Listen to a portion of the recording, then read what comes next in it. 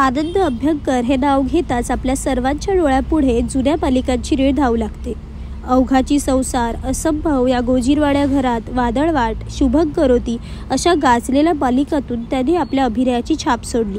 इतकंच काय तर बालगंधर्व, वास्तव, घरोघरी मातीच्या चुली अशा नावाजलेल्या चित्रपटामधून सुद्धा त्यांनी आपल्या अभिनयाचा ठसा उमटवला. मात्र काळाने घात केला आणि त्यांचं अपघाती निधन झालं. दुर्दैवाने 2012 साली सुरू असलेली झी मराठीवरील मला सासू हवी ही त्यांची शेवटची मालिका ठरली.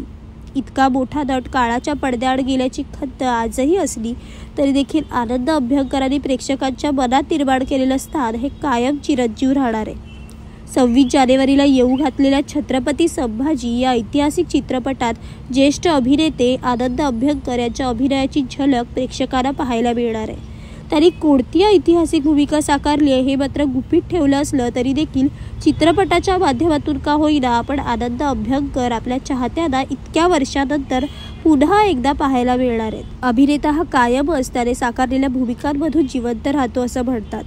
याचा उत्तम दाखला देणारा हा क्षण असणार आहे. आपल्या या लाडक्या कलाकाराचा दमदार अभिनय पाहण्यासाठी तुम्ही सुद्धा या चित्रपटाची वाट पाहतच असाल.